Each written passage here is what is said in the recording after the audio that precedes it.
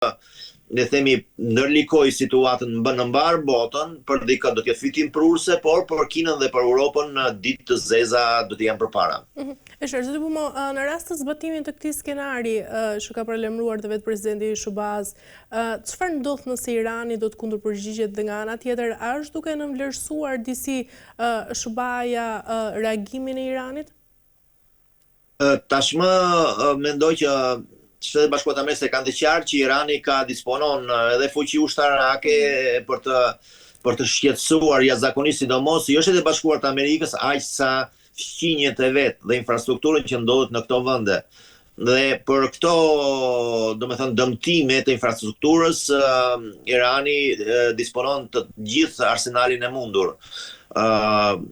Mendohet që gabimi ndoshta tashti neve gjykojmë pa patur parasysh ato, le të themi, aspiratat dhe interesat e mëtejshme të Shtetet Bashkuara të Amerikës, por gabimi i Shtetet Bashkuara që u përfshin në këtë luftë me dëshirën apo me iniciativën kryesore të Izraelit, që është, le të themi, ajo maja e mprektë e shtizës në goditjen e Iranit, por faktikisht për momentin flasin, nuk flasin për perspektivën.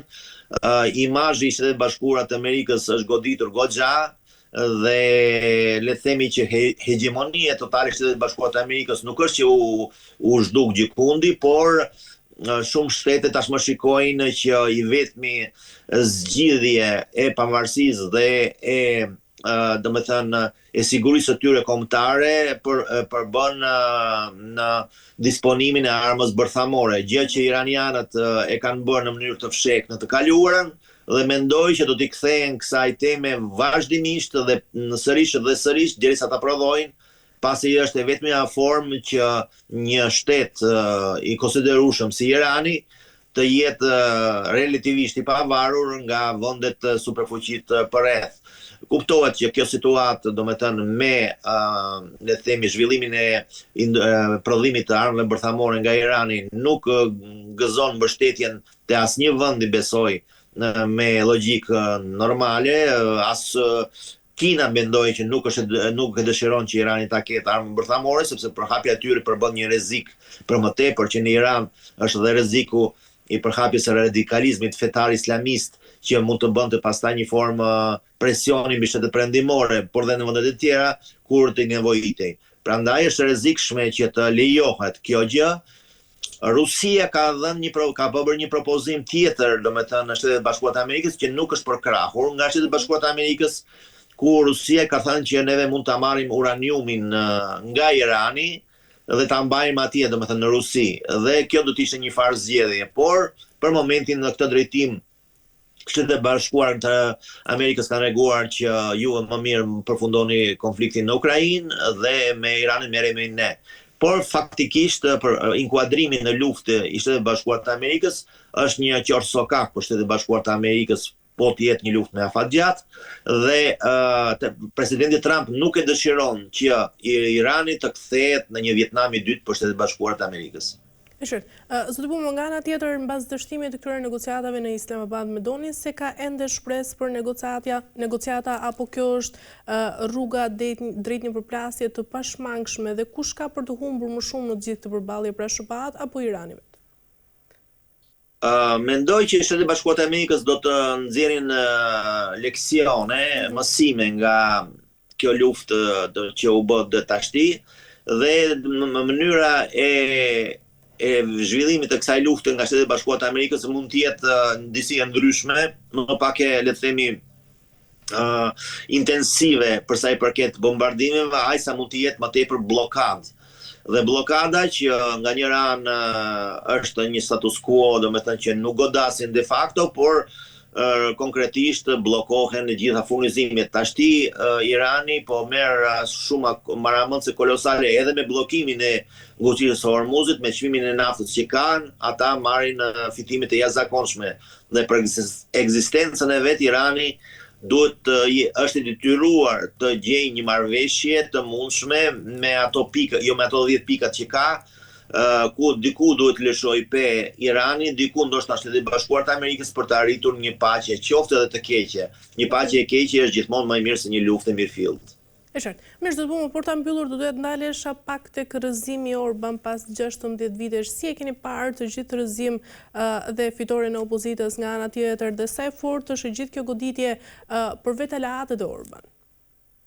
Po, do me thënë, populli ungarez kishte të drejtën e vetë që e përdori për të rrëzuar një, le të themi, burr shteti, do të thoja, shumë efikas për ato 16 vjet që ishte në pushtet. Pse e them këtë? Nuk më intereson fare kur thonë që Orban ka qenë njeriu i Putinit e tjerë.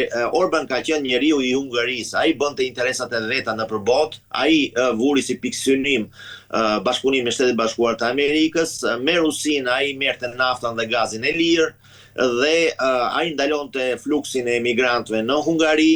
Niveli i jetesës në Hungari nuk është më i ulti në Europë, dhe i bënte opozit burokracisë europiane. Ka pasur defektet e veta të mëdha, të jashtëzakonshme, filloi ta përvetësonte pushtetin, filloi të, domethënë, partia e vet Fides, që ishte një parti përparimtare e djathtë dhe efikase, ai e transformoi avash avash në një parti të vetëm personale, ku korrupsioni dhe ata, domethënë, byrokratët bën punën e vet.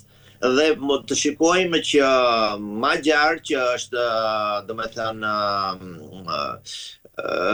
kryetari që fitoi, domethënë, i partisë TISA, është një politikan i dal vetëm 2 vjet përpara nga partia e Orbanit. Pra, në Hungari fituan të djathtët sërish, nuk është që është një përmbysje e majtë e tjerë. Dhe pavarësisht nga deklaratat e Magyar në drejtim të Rusisë, atje në brohoritit e turmës rus dilni jashtë nga Hungaria, me sa di unë në Hungari nuk para ka shumë rus, po ka shplot me Ukrainës, dhe problemi i Ukrainës ngelet për refugjatëve të Ukrainës, janë shumë. Do të ngelet sërish në aktualitet për Hungarinë. Dhe situata është e tillë që dhe jam kurios të shikoj se si do veproj qeveria e re hungareze kur është kriza botërore e naftës dhe gazit. Çfarë do të thonë ata, që nuk kemi nevojë për naftën dhe gazin e lirë rus? Pra, mendoj që brohoritjet dhe le të themi lëvdatat e thurura ndaj tij janë të meritueshme ndoshta, por de facto ato që premtohen shumë shpesh nga politikanët dhe ato që ekzistojnë në realitet janë gjëra të ndryshme. Koha do të tregojë që në çfarë drejtimi sigurisht që do të ketë më tepër integrim të Hungarisë në strukturat e NATO-s, në strukturat e Bashkimit Evropian, do të ketë më tepër, le të themi, prezencë europiane në politikën hungareze, por edhe kredit që ishin bllokuara për një kohë të gjatë mund të marrin rrugën e duhur për zhvillim në Hungari të mëtejshëm. Gjithsesi, populli hungarez bëri atë zgjedhjen e vet me të drejtë dhe për këtë vlen për të përgëzuar. E qartë. Mirë, zoti Pomo, kemi arritur në fund, ju falenderoj për gjitha informacionet. Ishte kënaqësi. Ishte kënaqësi edhe për mua. Faleminderit shumë. Mirë, shikues nderuar, kemi arritur në fund të këtij programi dhe për ditën e sotme, bashkë do të shihemi sërish nesër, deri atëherë, mirupafshim.